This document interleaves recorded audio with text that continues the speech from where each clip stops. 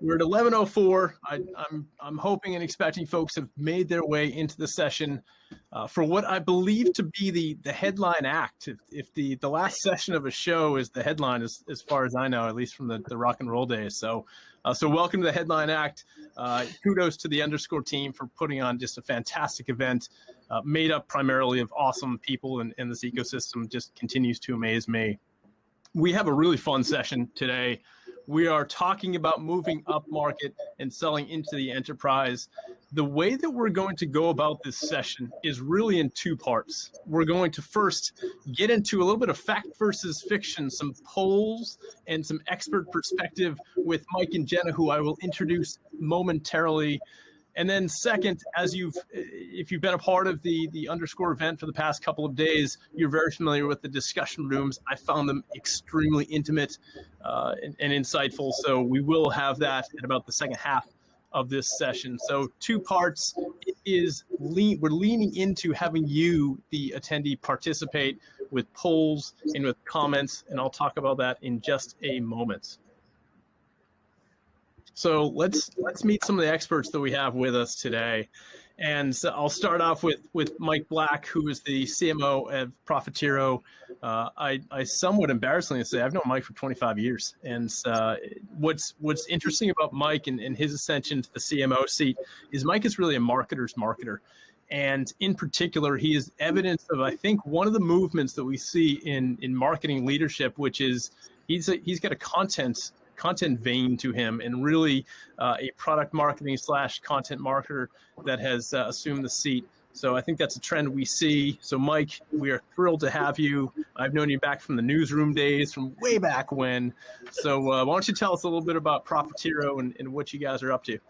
Yeah, I think my hairline has changed a lot since then too. So so Profitero, we are an e-commerce analytics company based in Boston. We're actually global, but our kind of headquarters is in Boston. And e-commerce analytics is a fancy way for saying that we provide brands with data and insights to help them sell more products on Amazon.com, Walmart.com, and 6 other retailer sites around the world, including Alibaba. So effectively, our data is the command and control center for how CPG brands and other brands are moving the needle on e-commerce, which, as you know, is a pretty hot topic these days. So really excited to be here, Rick. And to your point, I try to be very, very much add some subject matter expertise to the area of e-commerce. I joined Profitero 3.5 years ago. I didn't know anything about e-commerce, but I really wanted to make it a mission of mine to know and learn as much as I could, so I can actually add value to the discussions that are happening in the industry. Right on. So thanks for being here, Mike. And also we have Jenna Gwynn, and Jenna is my absolute first call when I was able to take on this session for selling in the enterprise. I wanted to call in the top gun, and that is Jenna. I've known Jenna for about 5 years now, and Jenna joined an organization as Salesforce Commerce Cloud back then, which was selling into the very, very, very upper echelon of mid-market, but it was Jenna who really pulled us up into the enterprise and not only ingratiated herself into the organization, but influenced and inspired that team to grow and grow bigger. And she'll talk about some of those tactics along the way as we get into some of the questions. So Jenna, thanks so much for being with us. What else can you tell us about what you're up to at Salesforce these days? Well, Rick, thanks for having me. And I am not based in Boston, and I'm still mourning the Capitals' loss last night. So we're not going to go there. I had all planned to bring out my big Capitals jersey this morning, but that's not happening. Anyway, I'm at Salesforce and talking about upmarket, which is super interesting. I am upmarket right now, working here at Salesforce.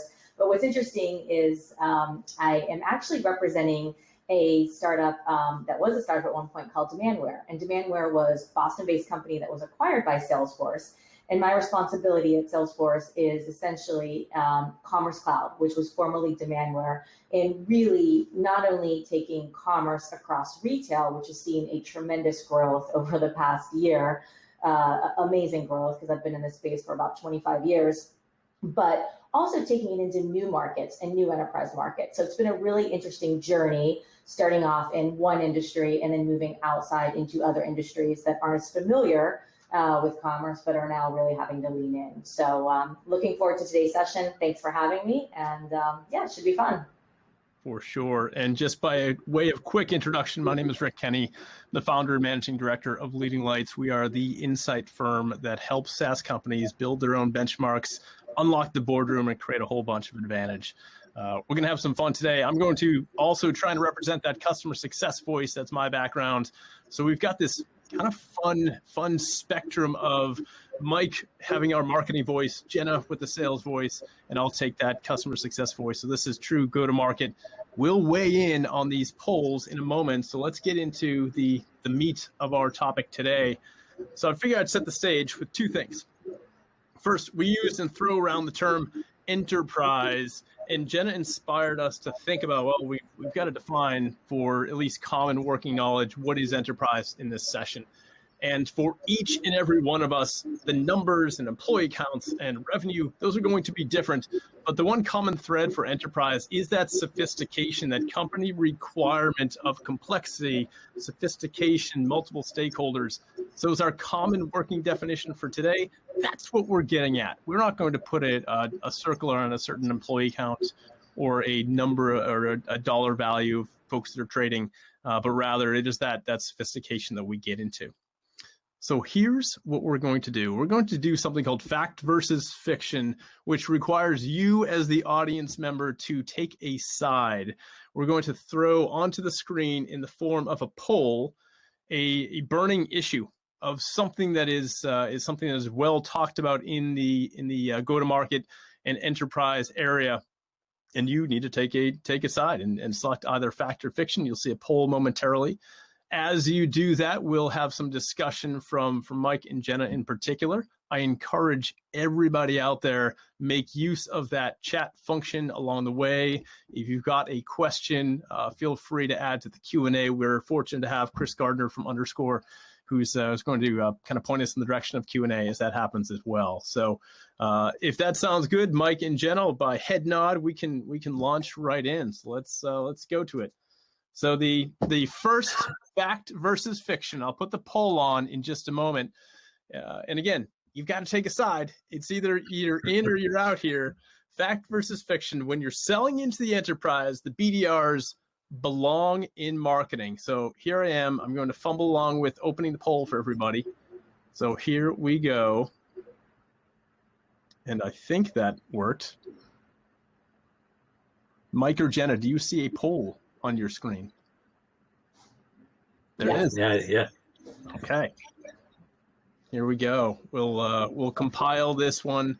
For this one, because we position the question as BDRs belonging in marketing, I'm going to try and start with a counterpoint. I'm going to start with Jenna on this one. So Jenna, what are your thoughts here? That the audience is leaning towards no, fiction. So what do you think? The BDRs belong in marketing, Jenna? So this is an interesting question. I believe BDRs do belong in marketing, so I'm going to go with fact. I feel like I need a button to press. But, the reason I feel that way is, I like to think about the job description and what is the role and responsibility of a BDR versus a salesperson. And the BDR is responsible for awareness, creation, opening up doors, and the salesperson is responsible for getting in the door, completing the discovery, the qualification, and actually closing the deal. And I think sometimes closing the deal can really be distracting from starting to create the opportunity and the awareness. And what I've found in my experience is that when there is separation there, we can accelerate a lot faster. So I go with BDRs belong in marketing. Curious what Mike was going to say. Yeah, this is funny because I have the opposite opinion and I'm in marketing. I knew this was going to happen. I do believe that BDRs are like, they're like the front line of the brand, right? And I like to say they make marketing matter because we bring in the leads and effectively they get the next step in the sales process, which is the meeting. However, I've had BDRs report to me. I spent a short time as head of sales, and the one thing that was always a challenge with BDRs is effectively most BDRs that I work with, their goal in life is to become a salesperson. They want to be an AE, and the challenge for me was really coaching them and providing that career perspective. And so the way that I tend to think about it is a little more like where I can add value as a marketer is I can give them guidance on the messaging, I can give them guidance on the content, I can build the playbook. But at some point there becomes this sort of awkward tension where it's like, okay, I want to be an AE, teach me, coach me. And I'm like, you're talking to the wrong guy. I can help a marketer become a marketer.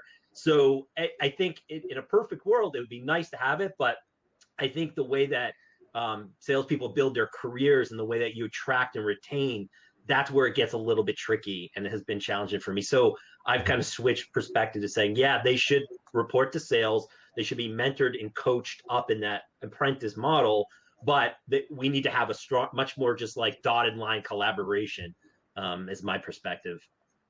Yeah, I think the key point there is partnership, and it's partnership no matter where they sit. If they sit in marketing, there has to be partnership with sales. So I think that is the key thing. I do agree with you on the progression of BDRs into sales. We've seen a lot of success on my team with the progression, and good mentors, career development plans is extremely important to make sure that they can achieve their goals. So yeah, interesting. It's a fun one. I love the perspective. The chat is lighting up. I feel like the sentiment of the chat reflects the poll as well of, to your point, Mike, of career development and retention. So I love it. I think that's a fantastic one. We're going to move to another story. This one about product-led growth. It comes as certainly no surprise across the underscore community that product-led growth remains sorry, let me close that. Product-led growth remains just an absolutely killer opportunity across SMB and mid-market. But the question still remains, does product-led growth have a place in the enterprise? So we're going to go ahead and open up this poll for product-led growth. And for those who are not familiar with product-led growth, essentially it's allowing the buyer or the user to sample the software in a freemium type model so that later on they can be upgraded or upsold into a larger license agreement of some sort. It is certainly folks like Zoom have done a fantastic job with product-led growth and dozens of others.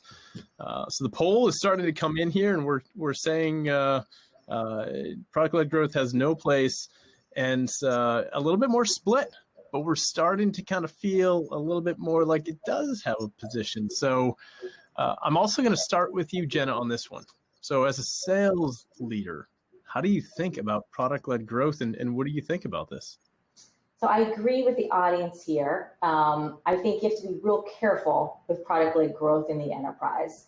I think there's a way to do it in the enterprise, but it doesn't have to be free. It doesn't. There are barriers. There are guardrails, I like to say, that you can put in place. I think, in the SMB, in the smaller market, you got to move fast. You need to work with companies that move fast. But a lot of times in the enterprise, the companies move a lot slower, and you can't get the return that you want in the time that you need. And there's a lot more stakeholders, kind of back to the definition. So I agree. However, I think there could be opportunities in the enterprise should there be the right guardrails in place. Okay. Mike, what say you? Yeah, so I agree with the audience, and I agree with Jenna. There is a role, there is a place, but it has to be carefully managed. And I've kind of lived through this experience in some ways. So if you just think about, let's just say, go on the premise that having like a freemium model or a way to get in is actually, it can be a beneficial thing, because I think you look for every point of stickiness, every point that you can get someone in. And when you look at an enterprise organization, and particularly we sell into like giant CPG companies, a lot of them are really dispersed into small business units that are almost like a small business. So if you work for like a really small brand in a larger CPG, you're out there, you're using free tools, you're doing whatever you can. And that does start to create some momentum that if you start to look at, well, if I have the ability to look at all these companies at a unit level and see these users that are using and getting value, that creates an opportunity for me to roll that up and maybe take it up as part of an enterprise sale, because usually with an enterprise sale, you're working in the opposite. You're starting at the top and then you're going through this long sales cycle to get people. So it's always good to have some version. The caveat is if that person thinks that that freemium tool is the experience they're going to have. And that's the risk, because a lot of freemiums really slim down, and it's particularly in the analytics business, your freemium product might have a lower rigor to like what you're providing, and the demands of giant CPG have. So what I think you have to do is maybe have a process where you can intercede. You know, you can understand that maybe they're in a freemium, but you got to pick them out. And then you could start to say, hey, by the way, real quick, what you're seeing here is not the true value you can get. So to Jen's point, you need to put some guardrails, and I think you have to have some detection systems in place to correct that misperception, because it could hurt you in the long run. Yeah, well put. Having lived in enterprise and kind of tried to push PLG to the side for a while, that's a thought of a dinosaur for those that regretfully don't incorporate it somehow. And the thoughtfulness, Mike, that you hit on, and Jenna that you hit on is I think right on.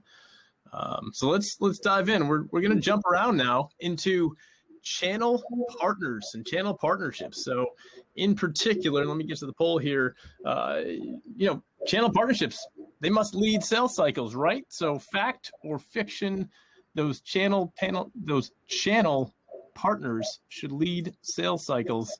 I'm going to open up the poll here.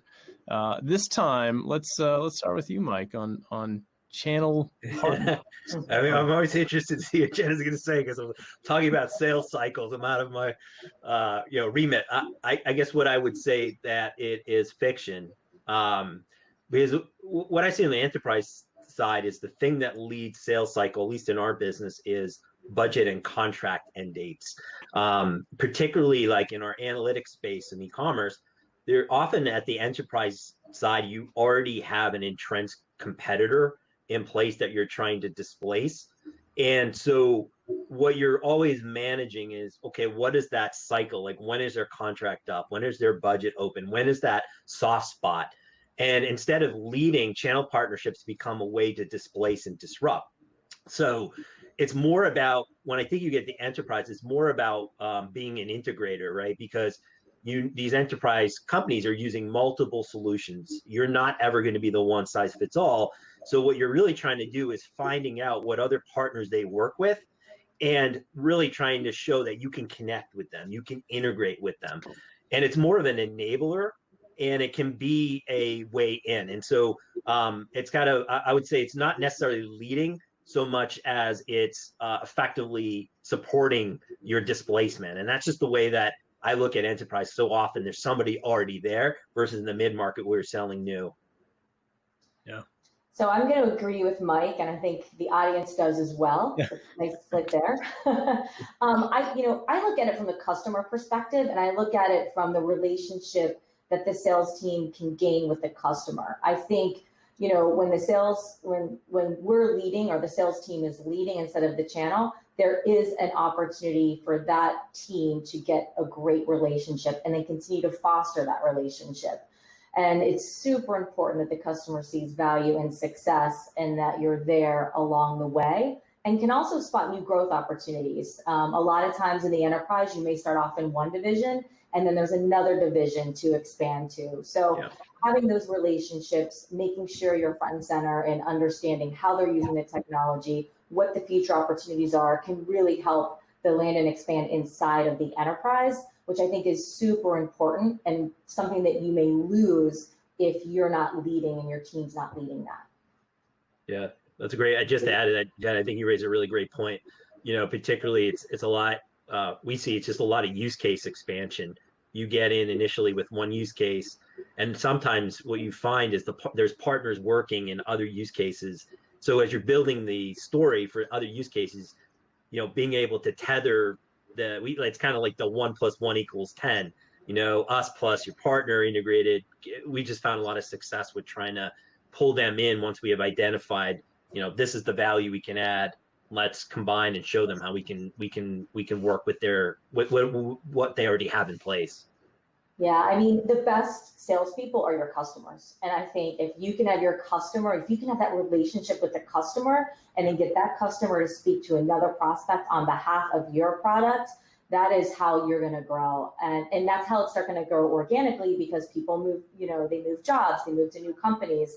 And so I think it's just, super important that you own that relationship and foster that relationship. Well put. And I'll share a story from some of the earlier Demandware days. We made a strategic decision to really lean into and pull our systems integrators closer so that they would play a more leading role in the sales process. And to be honest, we learned so much from the folks of whether it be a Pixel Media or Alliance Consulting Group or OSF, who really got to know those customers to that point. They're the folks who are implementing. So they really helped accelerate our ability to close deals and also have incredible case studies to draw on too. So channel partnerships are so critical, whether you think it is a more leading role or a reactive role is certainly something that could be a business decision, but certainly don't turn your back on channel partnerships. All right. We've got one of my favorites next, and Jenna knows I love business value services and analysis. So when going into the enterprise, business value and the concept of someone or some team of experts who are analyzing the return on investment and being able to share that out into prospects or to marketing. That's what the spirit of this question is all about. So I'm going to go ahead and close the prior poll. I'm going to open up the business value practice right now. So when selling an enterprise, a business value practice is a mandate, fact or fiction. Jenna, I am going to start with you on this, and that's partly because I think you're on my side on this one. So I'm gonna have you launch in on this one, please. Sure, and I think we all are aligned. This is fact. I mean, when selling into the enterprise, I always challenge my salespeople to think about who's making that final decision, who's signing the check, and what, if you had 30 seconds or 3 minutes with them, what are you going to tell them? And what's the business value that they're getting out of this product, out of this decision, out of this investment? And so without a clear, articulate business value, that business case gets shot down at the top. I mean, so I think it's super, super important to have this practice as part of an organization. I think it also helps. It just helps set the stage for, when you ask the questions. I have 3 questions I ask my team when we're doing a deal. Why this product? Why now? And why this product specifically if you're solving a problem? Why now? And then why us? Why the company? And that business value really can tie back to answer those 3 simple questions and help the sales team and the organization have a meaningful dialogue at the executive level, which is needed. At the end of the day, in a lot of cases, the CFO is getting involved in these types of decisions, and you got to be able to speak their language. For sure. I have one follow-up question, and that is, where should it live?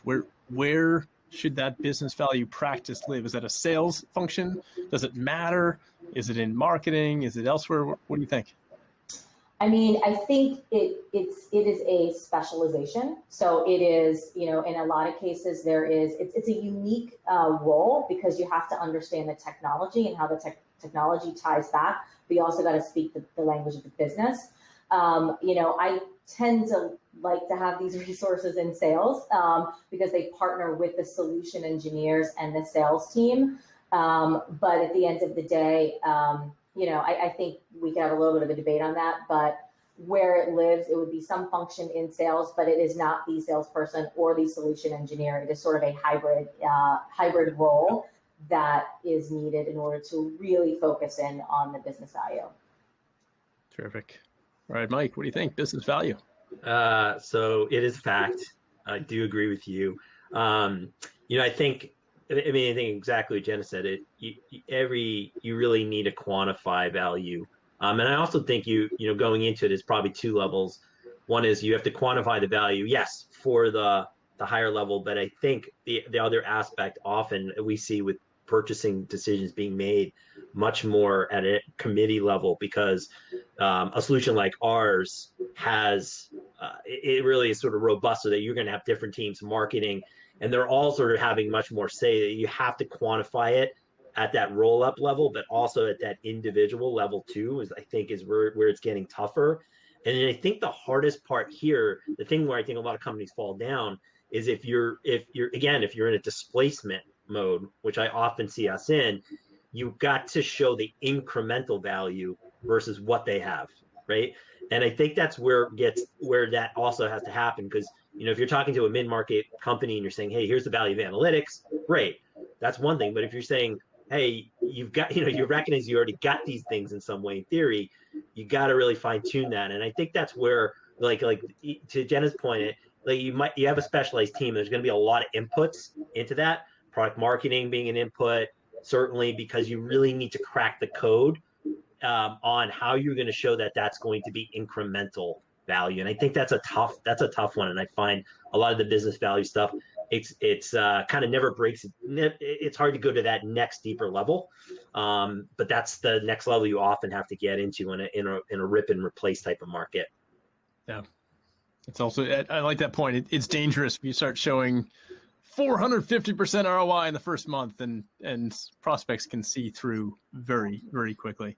Yeah, I mean, I found you have to get very granular in this, because the competition is really tough out there, and everybody can say they can do this. Yes, I have this. Yes, I have this. But to what degree do you have it, and how detailed can you go? So I think, that is why it is truly a specialized role, because you got to go super deep and super wide, speak to business and speak to the technical leaders that you're selling to. Yeah. Fantastic. All right. We're going to move to maybe one of my favorite controversial topics here. And the reason I bring it up in terms of selling into enterprise is increasingly our customers are a massive source of opportunity and growth, and certainly of expansion. So the question here, the burning question here, is about who ultimately kind of runs the post-sales engagement. So let me take a moment to close a poll. I'll open this one up for saying customer success should run the post-sales engagement and relationship. And because this is a direct hunting versus farming question, maybe Jen, I'll start with you on this one. Well, it's interesting because you have run the post-sales engagement and the relationship group together in the same question. And I look at those as sort of two different things or overlapping things. So that's where I start to, waver here. But I do agree that customer success ultimately, should own it in the way this question is framed. However, sales cannot lose the relationship, because in the enterprise, it is land and expand, and it is long-term. And that is how you continue to grow the average value of that customer, is by expanding the relationships, finding new places to go and position. And so I think the biggest mistake that happens in organizations is there's just a flip to the post-sales team. And it's like, you got it. And then the sales rep goes away and the executive sales leader goes away and they never come back. And I think the relationship piece of it is so, so key.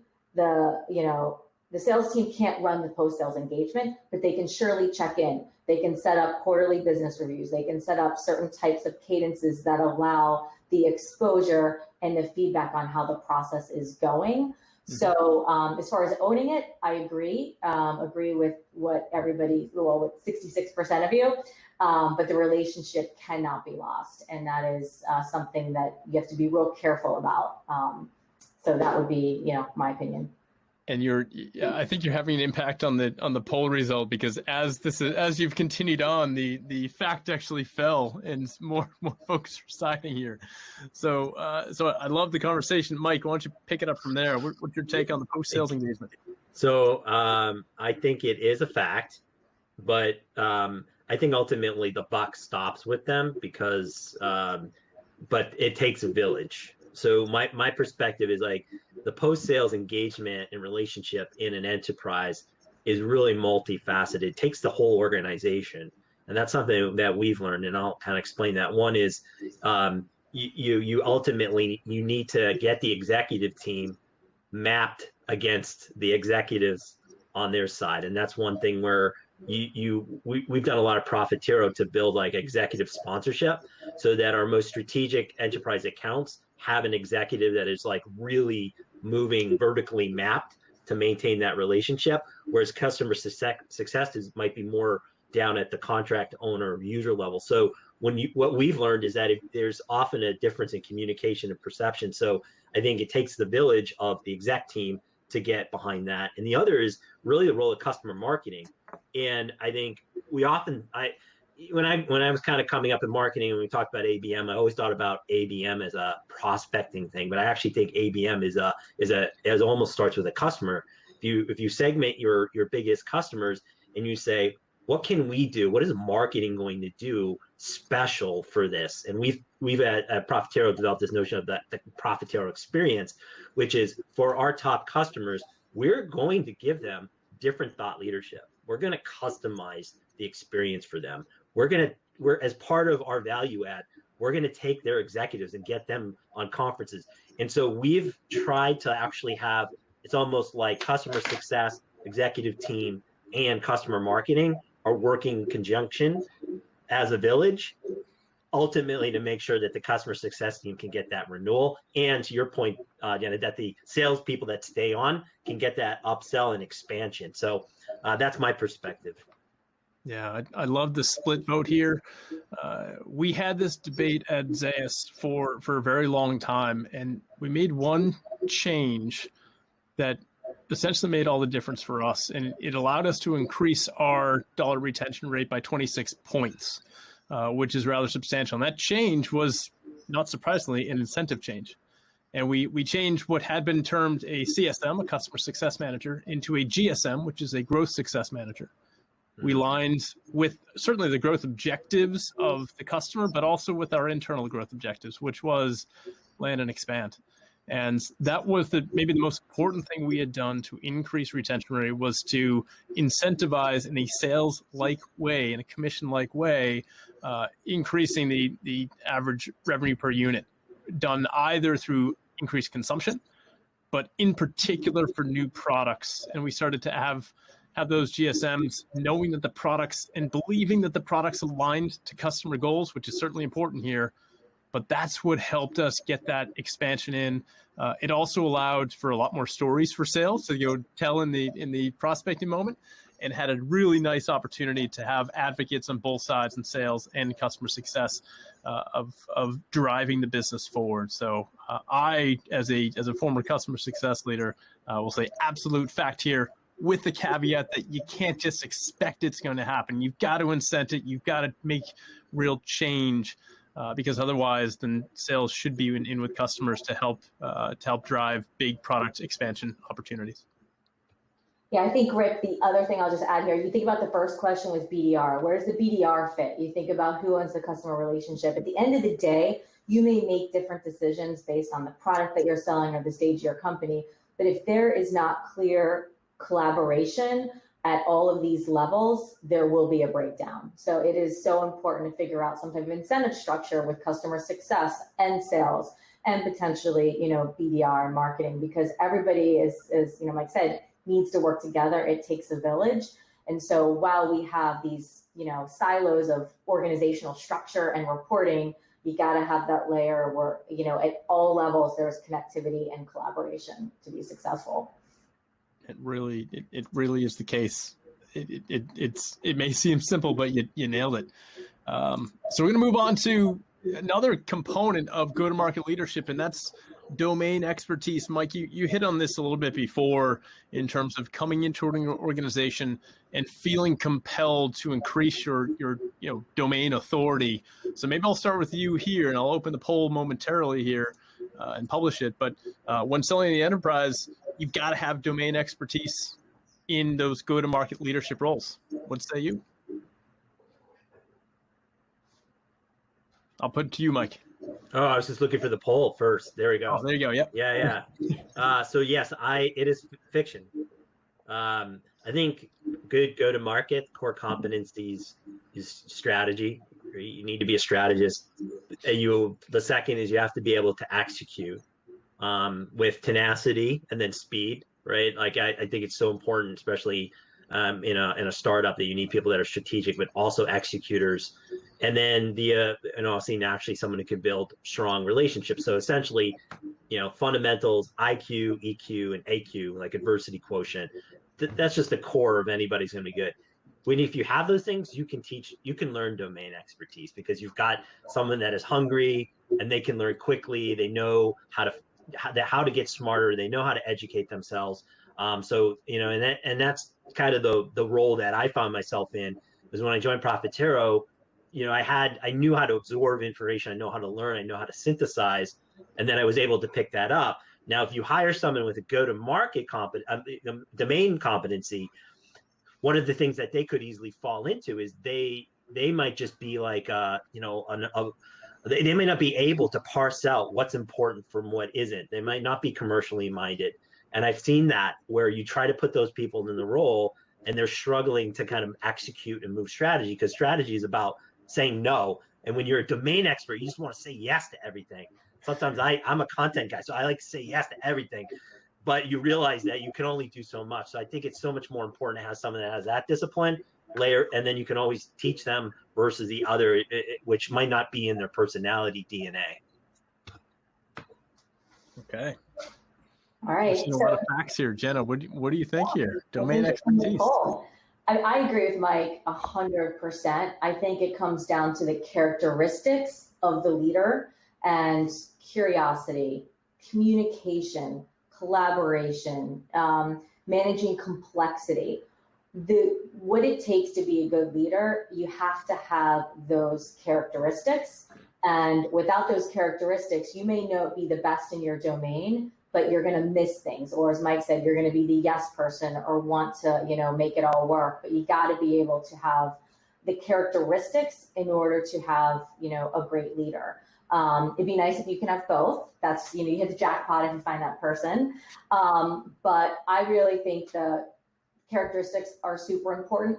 And then if that leader has those characteristics, they can then go hire that expertise and the domain expertise around them, right? And that is how you can scale, because having a leader that is just domain only, you're going to hit a breaking point at a certain point where you are going to lose the ability to scale and grow.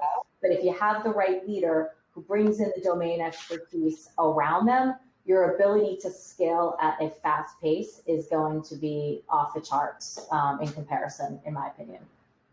Yeah, I think you nailed it. For anyone who has had the privilege of working with Jenna, that she takes collaboration as maybe the first class citizen in colleagues and workers.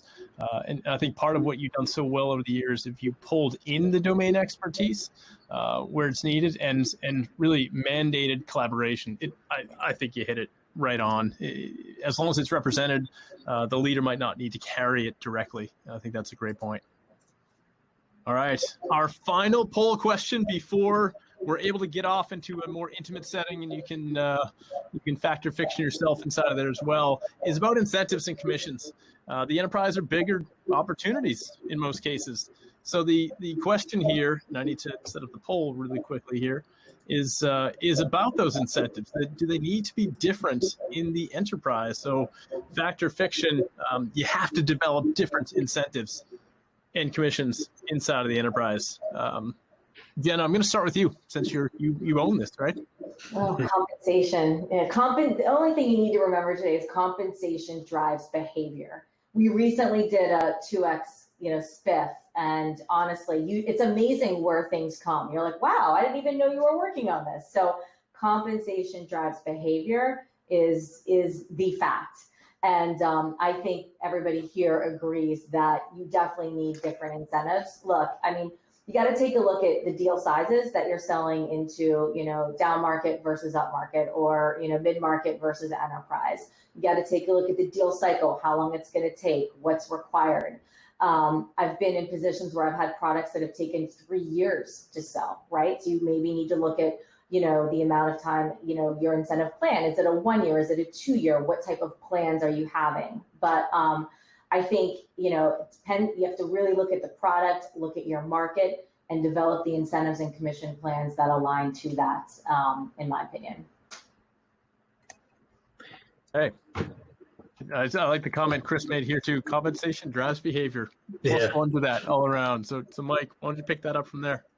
Fact. I mean, again, this is more probably in the realm of sales, but definitely fact. And I would say, just from a marketing perspective, it's not necessarily incentives, but KPIs are really different too. And like, classic for me, marketing is classically it's MQLs and leads, and what I've always found is, that whole model breaks down when you get to enterprise. You really need to think about expansion. You got to think about more of like penetration within the accounts. It's just different beast altogether. So I'm just adding that color to say, like, not so much on the incentive side, but the KPIs which we get measured on as a marketing team have to be completely different as well. I love it. It works with children too, unfortunately. And I do see one quick question here, maybe a quick one-liner, Mike and Jenna, you could ask, and it comes from Joseph Alim. And why don't I go ahead and I'll there it is right there. Thank you, Chris. Right on.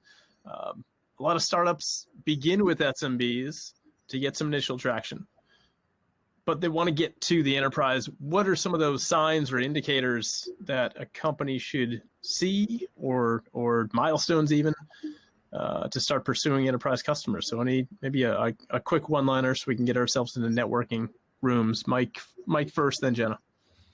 Yeah, so our journey has been the opposite. We started with enterprise and we're now going down to SMB. And the way that we would sell against an SMB would be really around, like, in a day, it really would be around the scale, right? So the way we would compete against an SMB would say, you can't grow with an SMB, especially if you want to go global. If you want, you can't. Or you would say, hey, they're going to help you with this, but we're the whole comprehensive all-in-one package. Or, by the way, their quality of their data isn't good. Our customers use our data to report to Wall Street. So you just, to reverse engineer the argument, that's the way that I would. So you need to think about how, are you in a position where you can be considered truly enterprise, serve more than one or two use cases, be broad, maybe get that market expansion, because ultimately enterprise, they want to consolidate a lot of things. They want a partner that can grow with them. And they also want, they have higher expectations for quality and service. So you just have to, think about those value levers. You're not going to be able to attack them all, but you're going to have to make strategic bets and going a little bit deeper or wider in some of those areas. Cool. Yeah, in just a couple words, I think business value, right? I think taking a look at the business value that you're creating for these companies, and can that scale, and then repeatability. So if you're going to go in the enterprise, you're going to have to cast a lot of, you have to put out a lot of lines to catch some fish. So how wide can you go? Is there repeatability across a specific sub-vertical or industry? And those would be, a couple things I'd look for. Fantastic. All right. I want to first give a massive thanks for Mike and Jenna for all your perspective and preparation here too. Second, it is time to get over to discussion rooms. You'll see day 2 discussion rooms at the top of your screen. Keep the conversation going. Thank you for being a fantastic audience and group of what I call unpanelists, so that you can vote in, and your chat was fantastic. So keep it rolling over there. We'll meet you there in a minute. Thanks for all your time. Keep it rolling, and have a great rest of the day if I don't get to talk to you again.